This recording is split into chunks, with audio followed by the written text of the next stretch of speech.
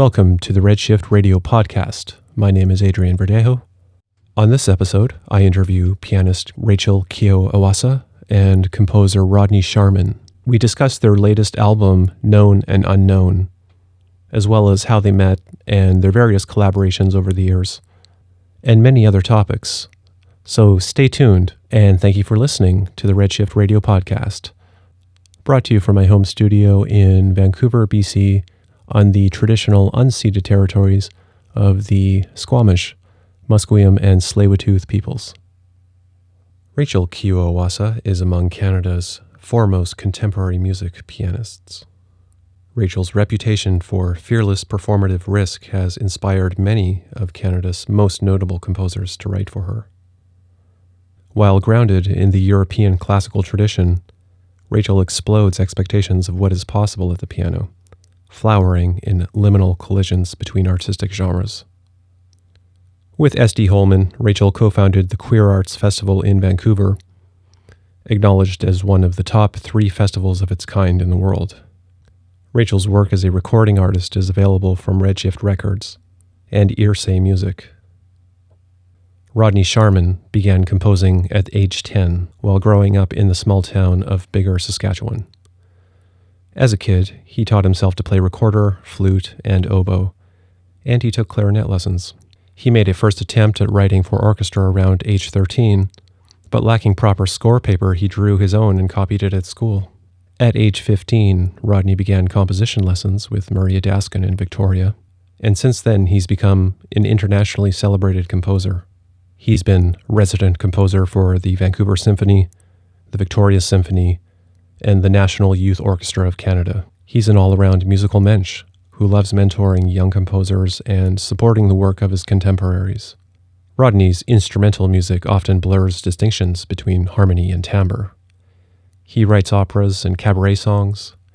He loves to explore historical Western music, operas by Wagner and Mozart, works by Schumann and Scarlatti, transforming musical artifacts into something new.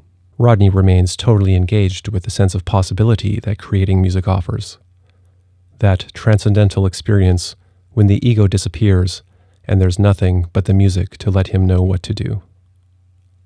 We're here to discuss today officially the release of your newest album, the two of you, Known and Unknown, a collection of piano works actually ranging for quite some time, performed by Rachel, many of which are actually commissioned by Rachel. Your opera transcriptions, Rodney. Firstly, congratulations to both of you. It is a beautiful album through and through, and certainly thank you so much for joining me here today to discuss it. I thought we could start by talking about your first encounter in Banff, I believe. In the liner notes, you discussing everything but music in the beginning. So obviously the two of you were together at the Banff residency. Please tell me what year that was and under what circumstances, Rodney. I can't answer that question. I don't remember what. It was 1999. I do remember that I was a latent artist and hiding, and sometimes I didn't have breakfast or lunch with the crowd and made sure I was sitting by myself, and this was a time that I did not. No, I came down late for breakfast and saw one person who I recognized, so sat at that table, and then that one person got up and left within a minute or two, and I was left with this complete stranger. But we had a really interesting conversation, having no idea that we were both musicians or who each other were, and it wasn't until we'd both finished our meals and were getting up to go that we exchanged names. And I, of course, knew Rodney's music, and I had a very vivid memory, in fact, of being late for an appointment because his Scarlattiana was on CBC Radio, and I could not bring myself to leave the car until it finished. But we'd never met. I had no idea what he even looked like. So it was very exciting to me that I was actually then meeting this composer whose music I had found so utterly riveting. Rodney, did you at that time hear Rachel perform or have any direct workshop with her at that time? No, the next time that we met, and the first time that I really heard Rachel play, was at the CBC studios in Vancouver, where she played 3 of my opera transcriptions looking for a coaching session. And I don't think I had anything to say except for that her performances were marvelous. And little by little, we started working with one another. The first request, I think, was for the Cosmophony recording, although it might have been for Tiresias.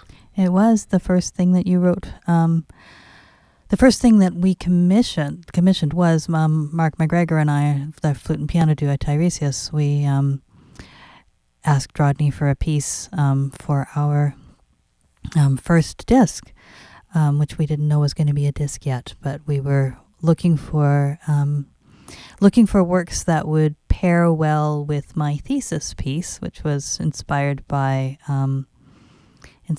Sappho, and so that's the same program that Jocelyn's I Conversed With You in a Dream, Sappho Fragments was for, and Rodney wrote us a marvelous piece called Arsis and Thesis, which is like nothing I've ever heard before.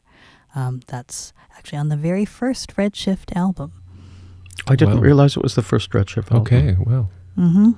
Incredible. Yeah, so going back over 20 years now, certainly. To speak of your approach to piano writing, Rodney, or keyboard writing in general, because I know you've written for a few different keyboard instruments, not just piano. Timbre and texture is a big concern of yours in a lot of your works, though I'm not sure that was always the case. However, can you tell us a little bit about how your approach to the keyboard, the piano, has evolved or changed over the years? Timbre is at the basis, and the natural properties of instruments are often the inspiration for my music, and that has been the case even with the music that I wrote as a teenager. I look at pieces that I wrote in the mid-70s when I was studying with Murray Adaskin, and I can see germs of later pieces, and particularly what I like to call colored silence, the kind of after image of music where there is resonance, which you hear in my guitar music, my piano music, my orchestral music. It's in virtually everything I do. I saw those seeds I see those seeds in the music that I wrote when I was 15 and 16. So in that sense, my focus has not changed. Piano, though, is different because I wrote a couple of piano pieces that really do that, both of which are on this disc. One of them called Lanto, which I wrote in the late 70s when I was maybe 20 years old, that is entirely about the resonance of the piano and remarkable. I didn't know Morton Feldman's music at all when I wrote it, but it has a kind of stillness that one might associate with his music, or perhaps better so with Joe Kondo, whose music I did know, but even more sparse. The piece that I wrote, Narcissus, for piano, I wrote the second piece I wrote during my studies in Freiburg, and one would think that Brian Ferneyhough would not be the best teacher for a kind of monolithic, more minimal material approach. I wouldn't call my music minimal music, though it certainly has been influenced by American minimalism.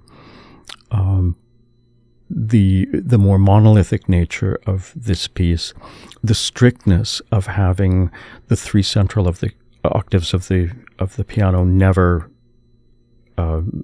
struck audibly. There's a kind of severity and grandeur, but it's all about the resonance of the piano. And after I did that, I felt like I had no ideas for piano, and I knew all of these marvelous pianists, and I loved the piano, and I wanted to do something, but I had nothing. And people would ask me to write for them, and I would have to say I have nothing, no ideas.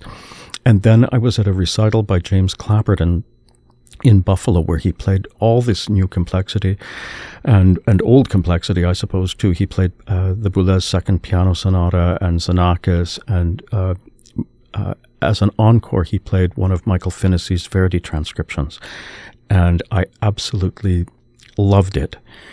And I couldn't believe its beauty. It was from Aida, and I had played flute in the opera orchestra in Freiburg for a production of Aida, by chance, actually.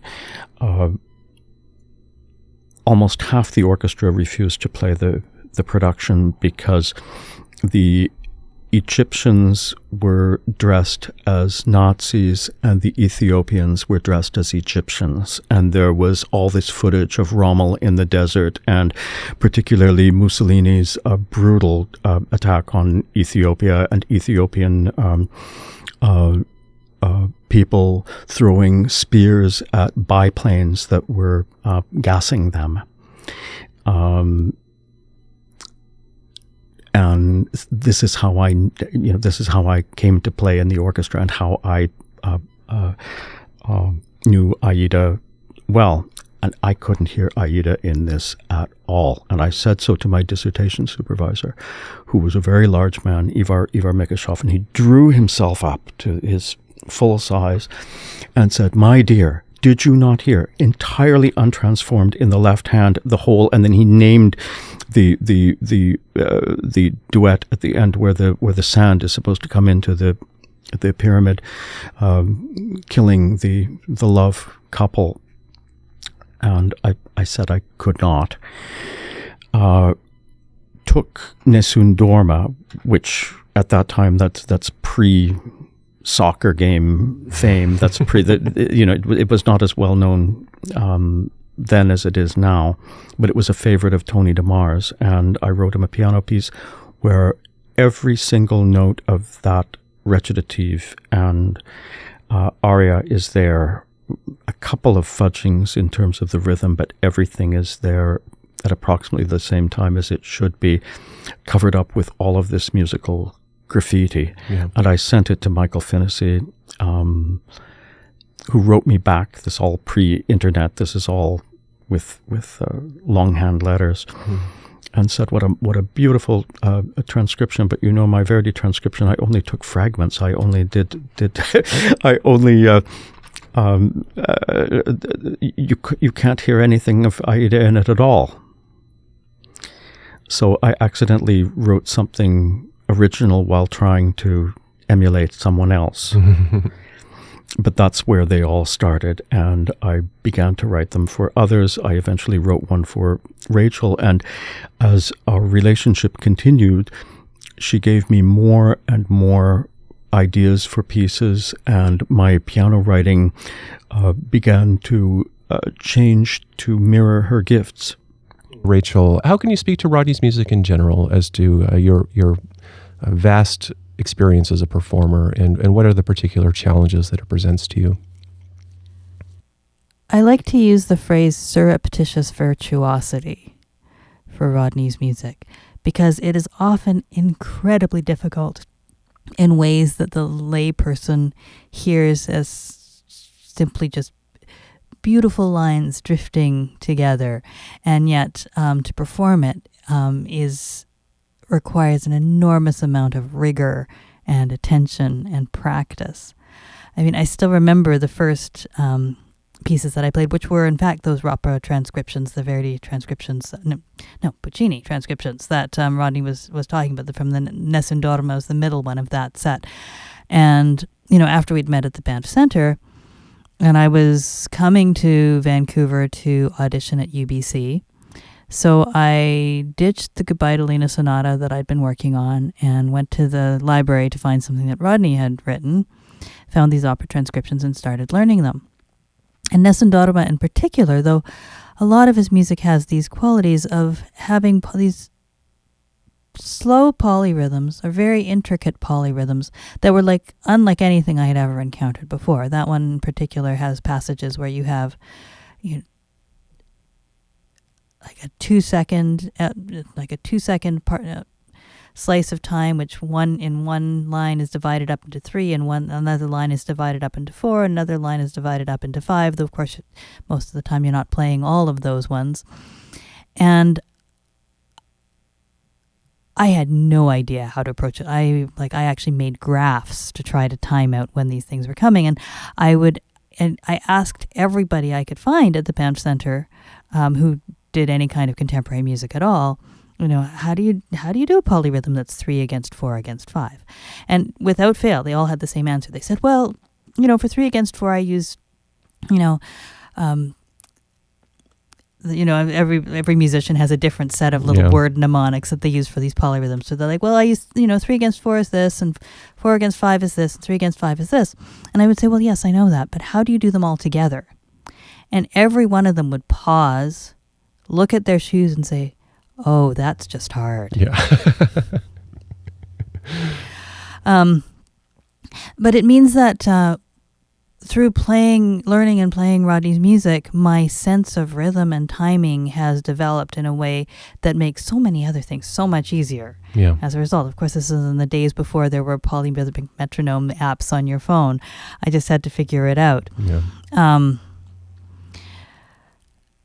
In some ways, I think that's a metaphor for a lot of what's going on in Rodney's music. Even though they may not be necessarily independent rhythms, there's often different things going on in the music at different times, and so the pieces, the music theater pieces, are part of that as well. Yeah. And really, it's Rodney's music theater piece, "The Garden," that launched my professional career.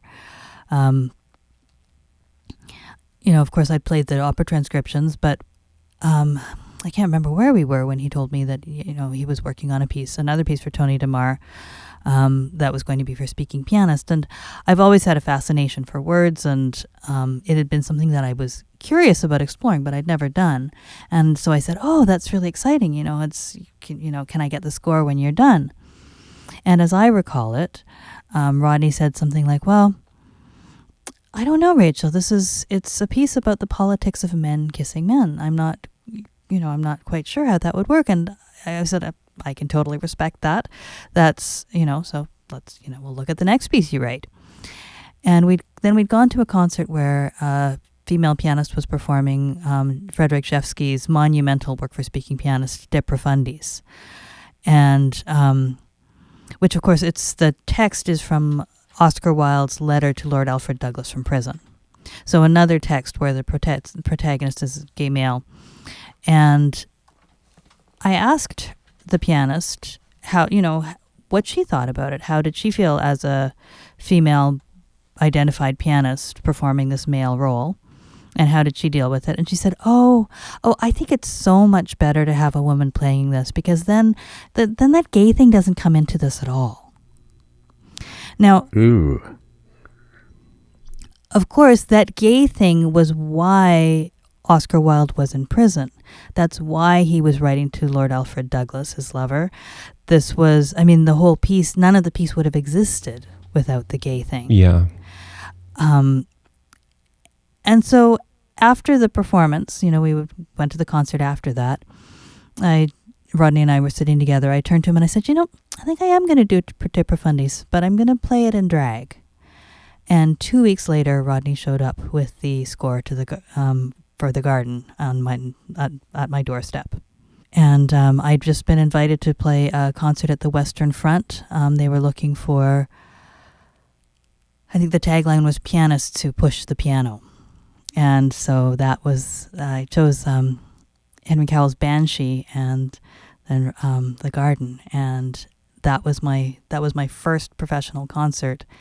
And that was the piece that, that launched my career. Wow, remarkable. Rachel's performance of De Profundis, I will never forget. You arranged your hair, your makeup, your clothes. You resembled Oscar Wilde in that famous photograph of him in what I suppose is his green jacket. Yes? I don't know what color it was because I've only seen the photo. Only black and white. But although actually, wait a minute, it's sort of a. I thought it was purple. you may be very right. You may be right. I have seen either Oscar Wilde's suit or a replica of his velvet suit at a costume at an exhibit in San Francisco at the Legion of Honor Museum. That was about, it was called the Victorian Avant-Garde. It was one of the more fascinating exhibits I've ever seen. A lot of it, sort of household objects, but done beautifully, because of arts and crafts, the handmade things.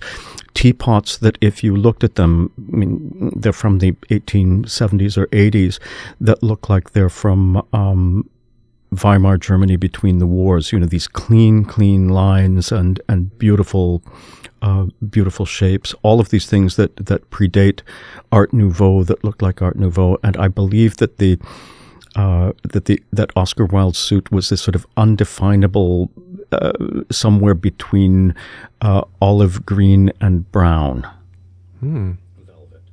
Velvet. Oh.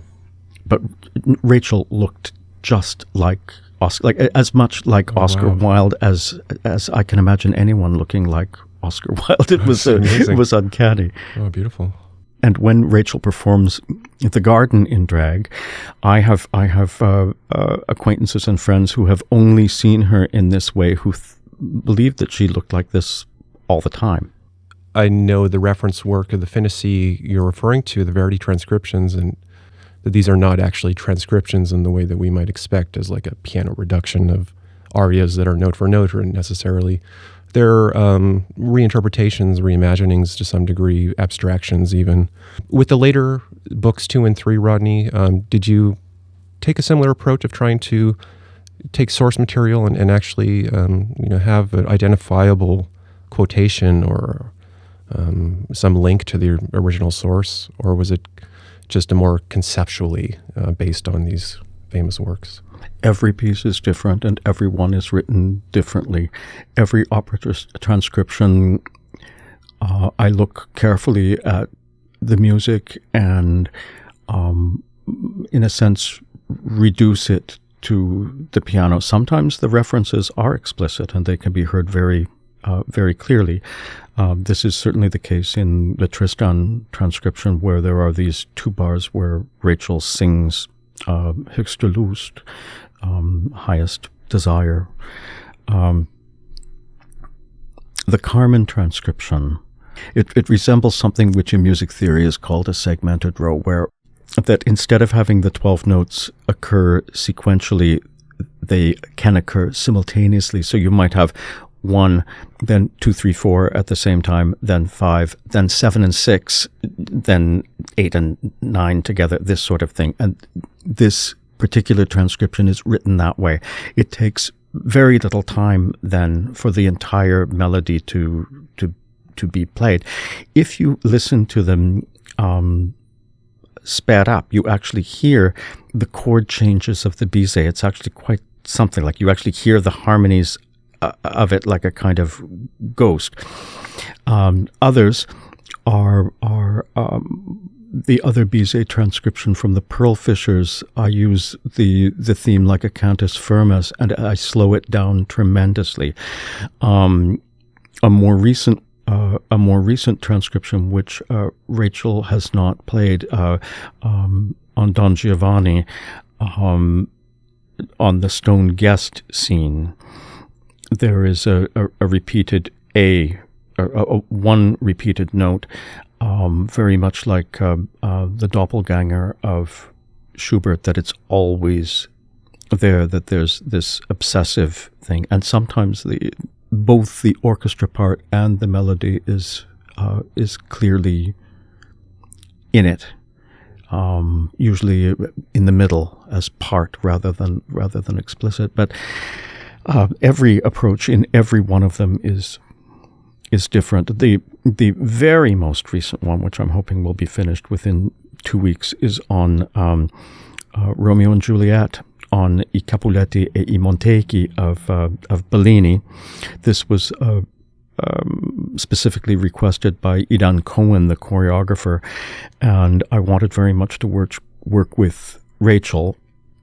And because this opera is so obscure, even to opera lovers, I decided to make the familiar aspect that of the story of Romeo and Juliet, which I tell in my own words, Rachel singing in her marvelous indie voice. It's the first time I've ever written specifically for Rachel to sing in an extended way, and she sings from beginning to the end of the transcription, telling the whole tale.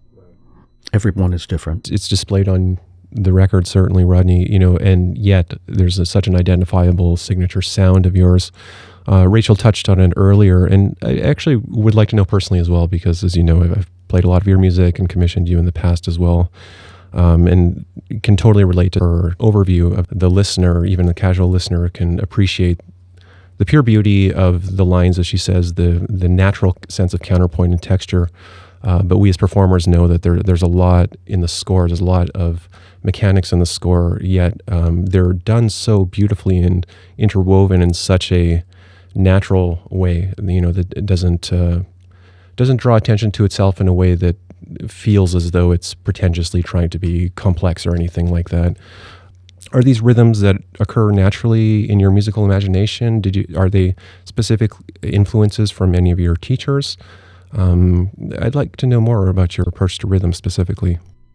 There really are two sources. One of them is that I studied with Aurel Nicolet, who was the former flutist of the Berlin Philharmonic Orchestra. And when I came to Freiburg, they had just gotten rid of the secondary lessons in instruments for composers. So as a foreigner, I couldn't do this. They wouldn't include it in my tuition, but Mr. Nicolet was kind enough to let me attend his master classes and to play for him.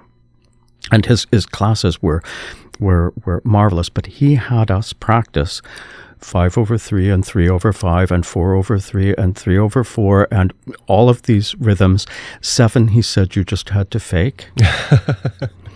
But we practiced our scales that way. Yeah. So it honestly comes from the rigor of learning these rhythms myself. Now, I, as a flute player, of course, cannot perform 4/5/3.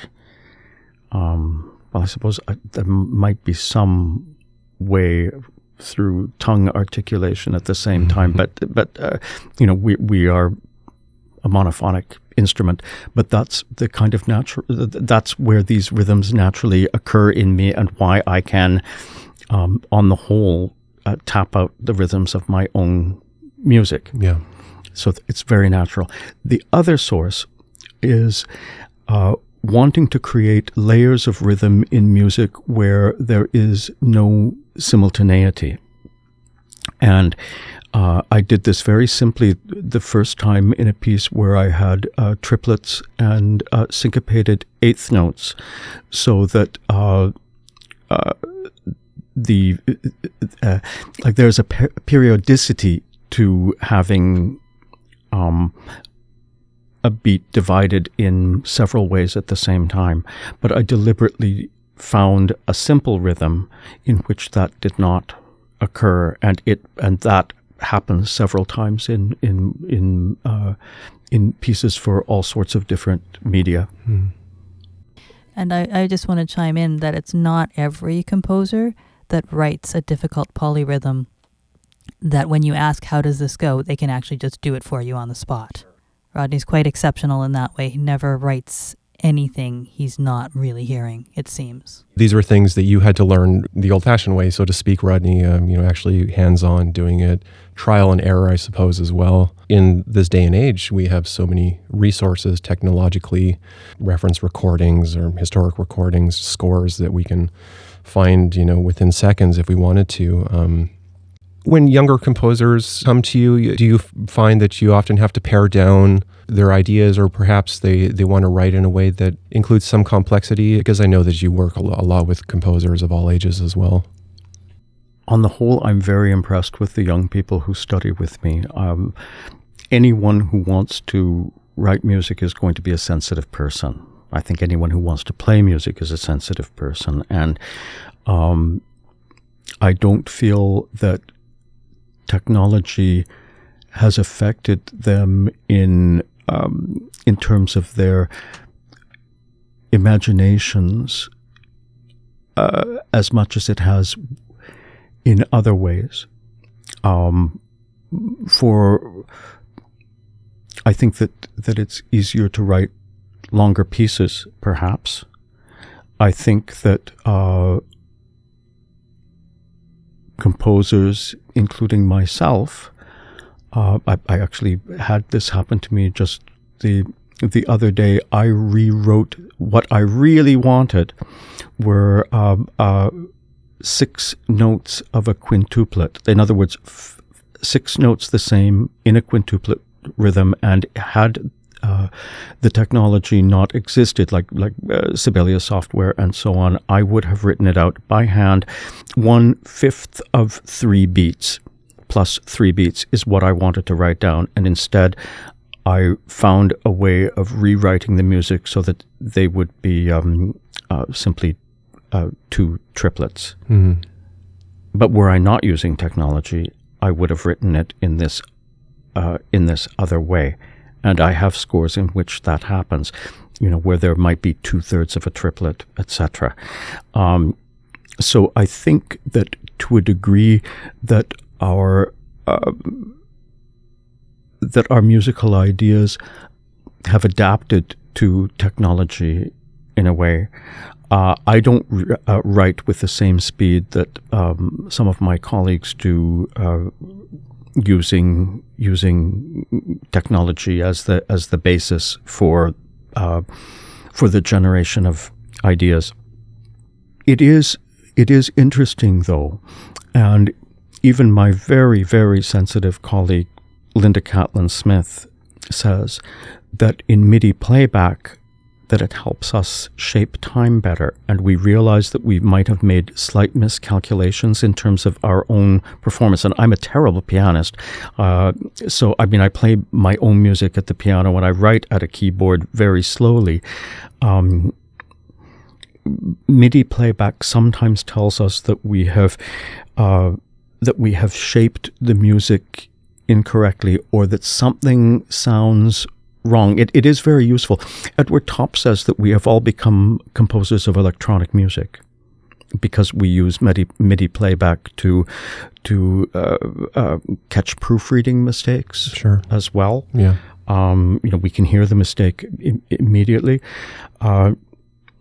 It's interesting. I have a student, and is it called Suno? The new program, the AI program for music? I'm not sure. I had never heard of it until Friday.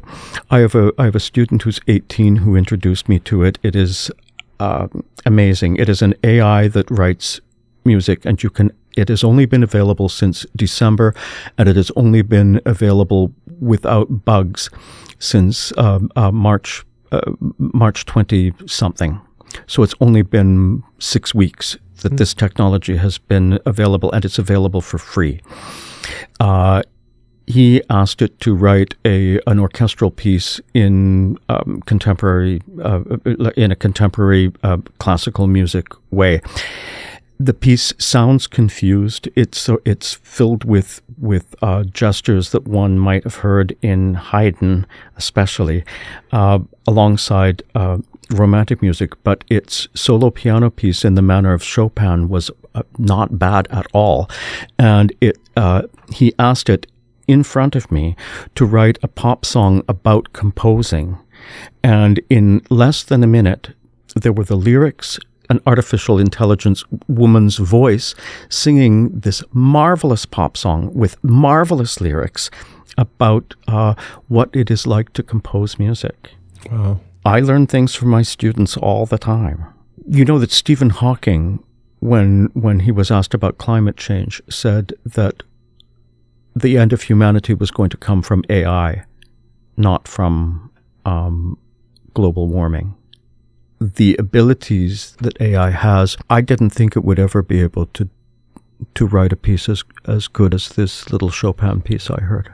It's remarkable. I know there's been so much discussion about this new phenomenon of AI, so I wouldn't mind talking a little bit more to both of you, if you don't mind.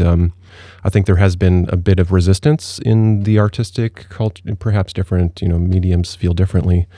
But there's been a lot of discussion about, will this replace us all? Of course, first versions of these programs sometimes, as you mentioned, are very buggy or very awkward sounding, but they do seem to be getting much more convincing. Even weekly, I'm noticing some of the the visual art that's generated is actually very beautiful. It's kind of very human looking as well in some senses. There's a short story about me written by AI about how I had a creative block and how I overcame it and wrote the best piece ever. It's also initiated by your student? No, that was my partner. That was David who did that. That was some time ago when AI was very new. And I was so impressed. It's one of the reasons why Google is slower now, if you've noticed. The best piece ever. That's right.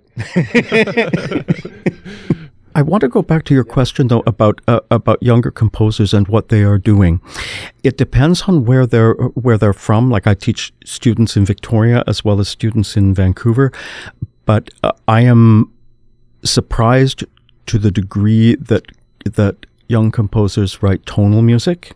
It can be really fresh. It can be very much in their voice, and my role is to help them all express themselves as artists, the truth of themselves as artists, and for them to find their personal voices. Just how much of the music is tonal, even though they may be introduced to other things, they choose to do this. I wonder what it is like to teach in universities now, actually, in terms of this. Certainly in Victoria, there are young composers who write in a way that is genuinely experimental and which often does not conform to the ability to write things down in a music notation program at all. There has been a return in some artists to writing music by hand just so that they can use more graphic scores. And of course, there's a vast number of composers now who write pages of text with very little music as part of it at all, just as artists did in the 1960s. If you think about music in Canada by Martin Bartlett, his scores for instrumentalists, and that are simply a page of text telling you, giving you parameters of what you are to do, so that the piece has an identity, which is, of course, the real problem when you're writing music in this way. In what way does the piece have an identity when its identity is a set of performance instructions? Rachel has performed work at the Belkin that was written in this manner, both as text and as graphic notation. Correct? The pieces were both. None of the pieces were text-based that I performed. I performed 2 graphic scores as part of Dylan Robinson and Candace Hopkins' curation soundings, where they invited Indigenous composers to make works of visual art with the intent that they would be read by musicians and made into music. So they were graphic scores in all sorts of different parameters. So the one that's connected with me the most is a piece by the Coast Salish, Satudine, and Scottish visual artist Camille Georgeson Usher, who's just joined the faculty at UBC this past year. And I think the reason, Rodney, you're thinking about it with words is because my response to it, like she made a beaded fishing net. Camille often makes work that's about her attempts to reconnect with culture, and in particular, failed attempts and failure as a really important part of those examinations and interrogations. And so in this case, her plan had been that she was going to go and visit her grandmother on Galiano Island and learn how to make a fishing net. And then the pandemic hit, and she couldn't travel, so she learned how to make a fishing net off of YouTube videos instead. And she said that part of the point of this work is its absurdity, that it's this very fragile, diaphanous fishing net that you couldn't catch anything with. But it's very beautiful. These kind of blue-green beads that suspended in the air that connect with water. And so I was inspired I just inherited some prayer beads from my family altar, and wrote a piece about my own Japanese-Canadian heritage, how my family's displacement from the West Coast to the prairies has affected me, how that interfaces with Camille's own history of displacement and dispossession as an Indigenous woman. This is one of the ways that composers and artists who are not necessarily composer identified can create musical performances without being impacted necessarily by notation software. I wanted to take a little tie back to that conversation about AI, because in many ways what AI is doing is a form of transcription. Rather than taking, it all depends on the AI, because some of them you can set the parameters. If you set the parameter on one piece, or you set the parameter on, make something sound like Chopin, make something, and I think to some degree the success of it has to do with the quality of the sample and the size of the sample. So, it could make a convincing Chopin piece because it goes from Chopin, who has already a coherent language, and then create something, in a sense, transcribing, not one Chopin piece, but transcribing what it's able to kind of grab from the internet in that sense. Compared, it's an interesting, it's interesting that we're talking about this with a composer whose piano work does a lot with transcription. So, yeah, certainly. I also think transcriptions are in many ways also like a really large historical polyrhythm, because you have this music from the past, from sometimes hundreds of years ago, that has its own timeline, its own history, that is then is interspersed with the new composition, so that both timelines, this present of performing it and and then this history of the pre-existing piece, then have to exist at the same time, like a polyrhythm. To speak of the historical linkage, Rodney, one of the more recent references is the Vivier work. It is mentioned in the liner notes that you were friends with Vivier. Is that correct? Yes. Our acquaintance was brief. I met him only a handful of times, but perhaps Claude Vivier spoke to many people in the way that he did, with incredibly intimate information. There were no filters. And he spoke to me not only about music and about other things, but about his sexual life and about his flirtations with danger. And the text for this really is a transcription of those conversations, sometimes word for word. Other times in a succinct way, telling the story of his flirtations with danger.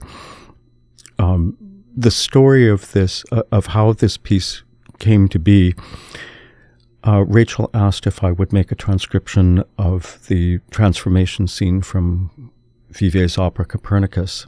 And I began to do so, starting with this sort of cloudy music that little by little became purely a piano transcription of the Vivier. That the music becomes clearer and clearer. And unlike many of my colleagues, I always try to do things with legalities. If you go to my YouTube channel, you will never see something by performers who have not given their permission. I would never do this to intellectually protected work. So I tried to go through Boozy and Hawks to do this, who asked me for sketches, for details. So I eventually sent them, because I didn't know what I was going to do until I started doing it. I eventually sent them the first draft, which did not have Claude Vivier's name on it, which didn't even have a proper title, nothing, no dedication, no information. And they sent it to Thérèse Desjardins, Claude Vivier's most intimate friend in Montreal, who's in charge of his artistic estate, who was horrified, even though she knows me personally. She felt insulted by it, in part because so many people were doing Vivier-related pieces, and one had happened recently that had truly irritated her, an arrangement of something of Claude Vivier's that should not have happened. She happened to find out about it. So Boozy asked me to withdraw the piece, and I did. And I had the idea, actually in a yoga class, strangely, in a pose in which my neck was turned completely to the side, as though forced, like my neck was not in a natural position.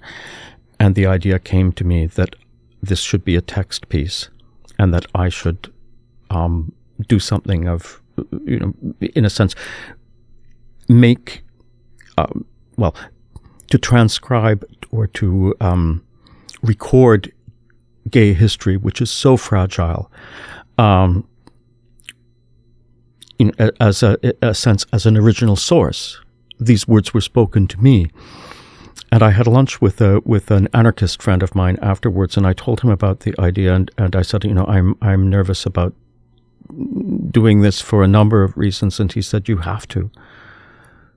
If this idea has come to you, you have to do it, in part because of the erasure of queer history and queer identity. So the piece went from being these clouds obscuring Copernicus to explicit Copernicus. It went from that to being clouds that gradually become more and more my music. So the transformation is actually towards my musical language, away from Vivier, not the other way around. But the story is really his words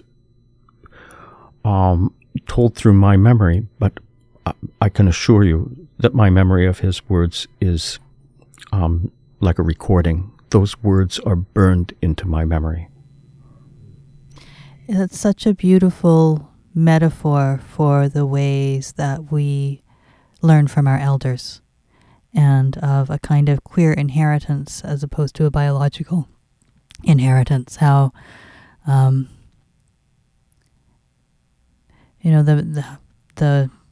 that sense of those clouds of those clouds obscuring Copernicus that had been headed towards Vivier, then instead become clouds that head to that become realized in you as as someone who was influenced by Vivier in more ways than one. Very much so.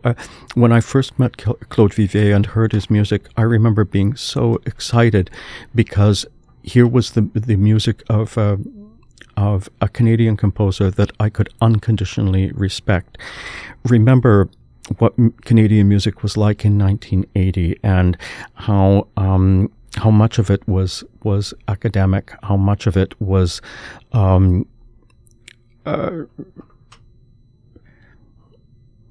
how to express it.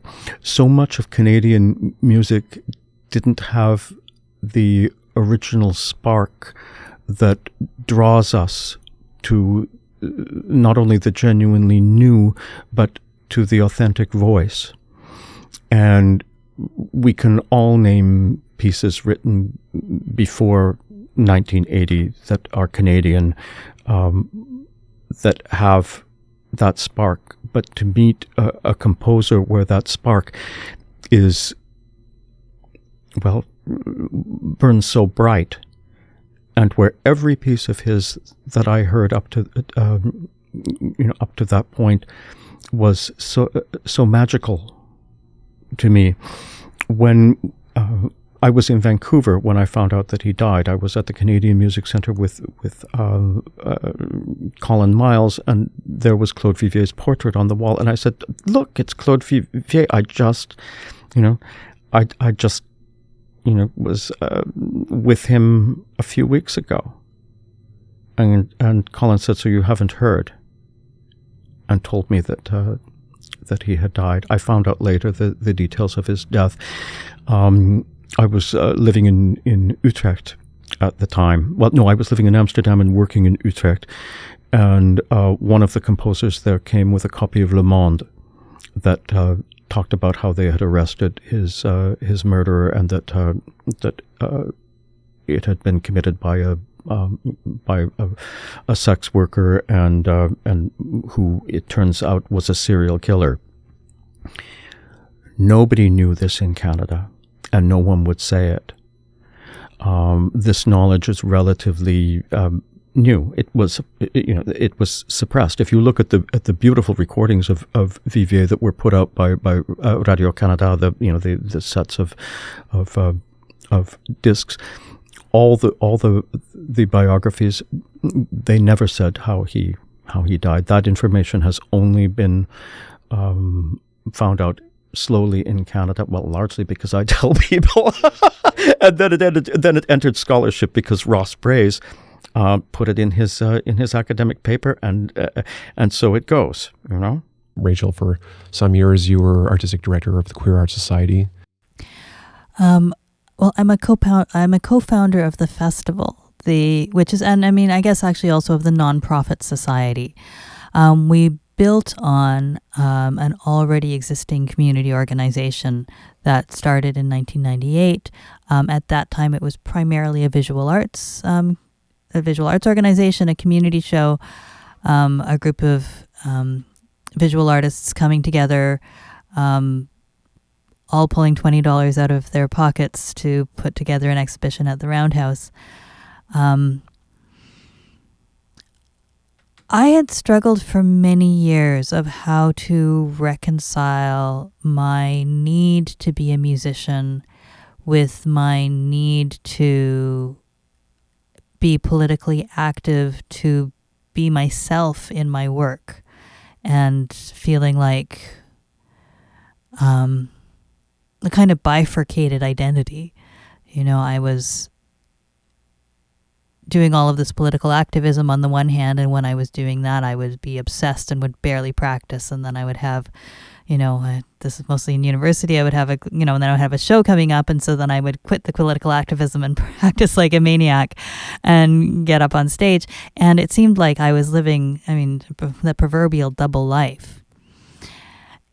And I'd sought for many years to find a way to integrate that, and went to the National Queer Arts Festival in San Francisco, which was the first time I saw a pride celebration where arts were not only at the forefront, they were central and fundamental to it. And I thought about, I went to a whole lot of different concerts and exhibitions and dance shows and movies, and thought, this is the queer heritage that I am most proud of. When I list my queer forebears, my queer ancestors, the ones who I admire, they're all of them artists. From Michelangelo to Leonardo da Vinci to Sappho. That's many of the great masters had sexualities that would today be defined as queer. And so I came back and phoned up my friend S.D. Holman and said, I just saw this amazing thing, and we should do something like that here. And Sid said, well, come and join the board of Pride and Art, because they're looking for new board members, and we haven't really done a lot in terms of performing arts, but let's see what happens. And Sid and I wrote the incorporation papers in Sid's backyard in 2006. It changed the direction of it. Previously, under the direction of the visual artist Robbie Hong, his main focus was that queers have always, or very often, if they are showing, if they are being their full selves in their work, have been shut out. And so he believed really strongly that there should be no juries, that there should be no curation, that if there was going to be a show of pride in art, it should be open to anybody making art who identified as LGBTQ in any way, and that there would be absolutely no gatekeeping, which of course makes funding impossible. Sid's argument was, one of the ways that we get shut out is that we don't get paid for our work and that we can't make a living making art. And so being able to pay artists is a really important part of nurturing our communities and of getting respect for what we do.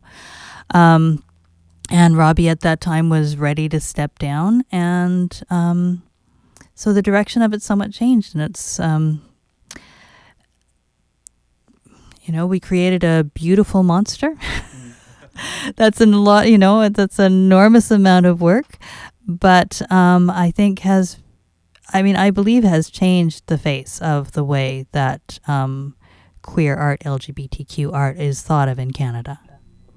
The Sonic Boom Festival was unjuried, The beginnings of that, it was all unjuried, and it was in part because of funding that they changed.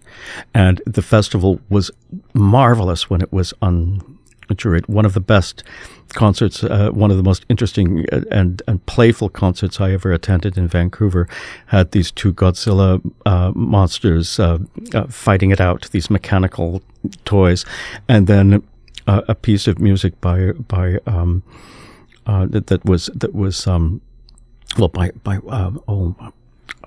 Maura Volante, where she did a tarot reading, and the music was determined by the cards that she picked, and all of this done with projections. And this is, back in the 90s, before it was easy to project like that. And, and then there was, exquisite string quartet by Jennifer Tam, just one thing to another, any kind of creativity. When I think about Claude Vivier and these lack of filters, the daring someone to hate you, I see an enormous parallel with Julius Eastman, who was living in Buffalo at the same time as I was. I have since learned that that my friend Sheldon Burlow was his patron, and that Julius would come to his office and Sheldon would give him money. I mean, he was there in Buffalo dying of AIDS at the time that I was studying there. He worked with all the people that I work with. I know that he visited Chelsea in Rome with Peter Gina, that Morton Feldman took Julius and Peter and introduced him to Chelsea. He was very much part of Buffalo musical life. In the years that I lived there, I never heard his name. I never met him. I never heard him perform. He was erased. So a lot of what we talk about in terms of erasure and the kind of changes that are going on in concert life today, the inclusion of women, the inclusion of BIPOC people and queer people, what all the theorists are saying about this. There we have it in one anecdote, that someone who was so important to the life of Buffalo could completely be erased from it, to the point of I never heard his name mentioned, not once in 5 years. And you even had mutual friends. Exactly. So, both of those, there's something to be said for finding funding so that you can get people paid. And there is also something to be said for not, for choosing not to bow to that and having that kind of defiance that I think does create the the incredible uniqueness of artists like Eastman and like Vivier, who was so, the music that he wrote was so, both of them was, yes, influenced by their times, but really stands out as very individual. And I think that willingness, having had many experiences of being vilified and hated and being willing to just own it instead of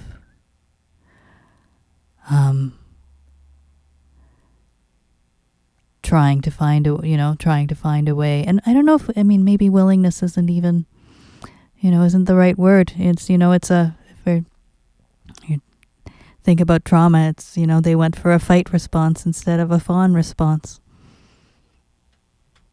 Or a flight response. Rachel, can you tell us about how and when you decided to embark on this project with Rodney, this latest release, Known and Unknown? It's been a long time coming. In many ways, this disc is the product of nearly a quarter century of collaboration. I think it was in 2015 or so that, I think I was putting together my repertoire list and realized that I had more pieces by Rodney than I had pieces by Beethoven, and thought, well, I should make I don't play all of his piano music yet, but I play most of it, so I should make a recording. And I started raising the money in 2016, and for a host of reasons, some of which were purely personal, finally got the funding all together in 2020.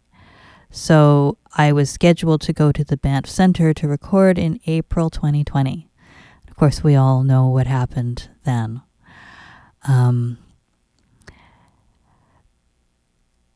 So rather than recording in Banff, we ended up, so Mark McGregor, who I hired as the producer of this album, suggested rather than trying to record it all at once, that we could space it out a little bit more, and which would give time to kind of like really polish a few pieces and then do a recording session, and then do, polish a few other pieces and do another recording session. And he said that, I've done this for a number of my CDs, just make sure you don't leave all the hardest ones for last. And I was like, of course I won't. Of course I did. Not intentionally, but, I would be preparing them, and then I would be getting closer to the date, and, some of the harder pieces in this are really hard, and I would be like, oh, no, it's not ready, so I won't be for this session. So this is how a CD idea that started in 2016 and was supposed to be begun recording in 2020, is now being released in 2024. And I thank Rodney from the bottom of my heart for how absolutely gracious and patient you have been with me throughout this process. There was also an advantage to having it delayed like this, in that I wrote the title track. It would not have been included, and Known and Unknown is a piece of which I'm particularly proud, and would not again have been possible without the specificity of your request.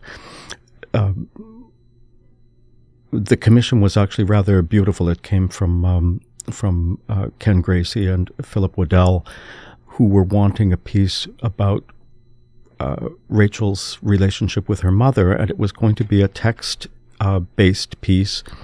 We had talked about commissioning a poet and so on to make something that really reflected the mother-daughter relationship. And in that time, Rachel's mother chose voluntary death, and so the piece became something very different. Rachel asked if I would consider including a reference to Inger's favorite piece of Bach, or a Nat King Cole song, or I say to myself, it's a wonderful world, or somehow a mashup of both. I chose the Bach, Ich habe genug, which even to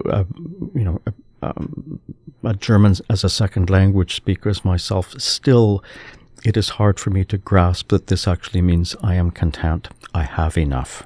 I have enough. It was such a pleasure to write this piece somehow, not only because of the relative beauty of the pandemic. I know that so many people suffered, but composers, in a way, the solitude, it took us to places that otherwise we might not have gone. And this is a piece in which the Bach is sometimes truly explicit, but uses the piano in what I believe is a fresh and unexplored fashion. Yes. The Romeo and Juliet transcription, Rachel actually has performed more than half of it as part of a dance workshop with Idan Cohen. And I just felt that the music was too interesting to abandon, and have decided to make the piece longer. We had a lot of fun doing it too. It was a beautiful experience. One of the things that pleases me about this album is that Rachel has really chosen an order that I would never have conceived myself. The pairings of pieces, often in groups of 3, pieces that were not written with the idea of them going together, actually form a beautiful set. And there is a progression in the course of the disc that I think really takes you on a journey that feels like it has a beginning, a middle, and an end. The two of you were recently in Toronto, is that correct? Did you perform at the Array Space, Rachel? Yeah, so we did the album launch at Array Space, which was lovely. I mean, they had to pull out every chair they had. We were really warmly received, and it's got a couple of performances coming up as well. I'm doing a concert for the Castet Festival in White Rock in South Surrey coming up at the end of May. I'm going to be performing portions of the album at the National Gallery of Canada in June. Have shows lined up in Victoria and Gabriola Island. And it's so lovely to see this music that I've been working on for so many years, and now to have that as a whole body of work, as opposed to these more kind of atomized, one piece here, one piece there. It must have been an incredibly gratifying feeling to finally get the album out and to do the concert, as well as sort of a symbolic end of the road of the project, so to speak. Yeah, I mean, it. Like I said, it 8 years to come to fruition. I'm so happy it's actually exists in the world, and not just as an item that's been on my to-do list, that's been carrying over for longer than it deserved, really. As these things often do, go on for longer than we expect originally. But with the pandemic, of course, like you mentioned, it really just changed not just the timeline for so many of us, but of course just the whole, a lot of things were in question at that time as well, obviously. And I'm holding the physical copy in my hand right now, and there's a beautiful image of Rodney on the striking image on the front cover by who you had mentioned earlier, your friend and colleague, Esty Holman. Can you tell us a little bit about the image, actually, Rodney? There's a beautiful kind of potpourri of small flowers in your beard and a striking black and white image, a really gorgeous... I first put flowers in my beard when I was about 20 years old. I remember it was on the lawns outside of the McLaurin building before the new music building was built. And of course my beard was black at that time with just a little bit of ginger. And taking all the white daisies and placing them in my beard. So I've been putting flowers in my beard for a very long time. It's infrequent, but it's become more frequent as as I grow older. It's something that I do in a kind of celebratory way. I certainly do it every time I go to a queer arts festival opening. I've done it at concerts where I've been the focus to some degree. I don't ever do it to upstage others. Not too long ago, you were also performing on flute and recorder. Are you continuing to keep up your chops on those instruments? I still practice flute. I don't play the recorder so much now. I tend to play recorder in orchestras, a lot of 17th and 18th century music. When asked to, I play recorder in orchestras. A fantastic thing about the recorder is that it requires no embouchure. So though it is useful to practice the fingers and the tongue-finger coordination, that can be done to a degree on another instrument. So I tend to practice intensively when I have a concert coming up if I'm playing the recorder. Have the two of you performed together at any point on piano and flute and or recorder? Never. No, we talked about that maybe happening for one of Kathy Fern Lewis's concerts, but it didn't actually happen. I wanted to just pipe in on the cover because it's part of an ongoing series of queer artists that the remarkable photographer S.D. Holman is doing. So knowing that this series was underway, I thought I would capitalize on that to get a really great album cover. All of my publicity photos are done by S.D. Holman, and who makes me look like a movie star. So I thought, let's get an image that's going to be really striking. So it's the cover, the images on front and back are, Rodney and I in our more professional capacities, and on the inside is a much more playful images, which I think many ways reflect the two sides of Rodney's music, because there's this very sublime thread to Rodney's music, but then there's also this playful cabaret side. So those are also reflected by the images in the album. Sid Holman invited me to his wonderful studio, and we had specific ideas about flowers. Really, it came from a dream that Rachel had about flowers called crowns of thorns, which I saw outside of an Italian shop that I frequent and managed to snitch before the photo shoot, along with all the other red flowers that I had purchased. The original title for the album was supposed to be The Garden, and at one point Sid asked me, "Are you afraid of snakes?" And I said I had not held a snake since I was a child, but that I never had any fear of it. And he appeared with this ball python about 2 meters long, and asked me to become acquainted with the snake. And as this was happening, Sid is explaining that only once that the snake, named Sax, super cool, awesome snake, because they're heat-seeking, had chosen to go through the belt loop, and that if this happened, I'd have to take my trousers off because the scales could not be pulled the other way. And sure enough, as Sid is talking about this happens. So this photograph is a candid shot of me with my delight, I have to say, not only of the absurdity of the experience, but also because the snake and my trousers match in terms of color so beautifully between the black, the tan of the leather and the snake. It is a magical photo. And now we have a picture of your trouser snake in the CD. Precisely. Well, it's a beautiful product, a beautiful program, and the music itself is beyond words. It's just unspeakably beautiful. So thank you both again. Congratulations on this wonderful project. And I'm so happy that we're able to meet today and finally have a nice extended conversation about the program and your work together. So thank you again, both. Thank you. Thanks, Adrian.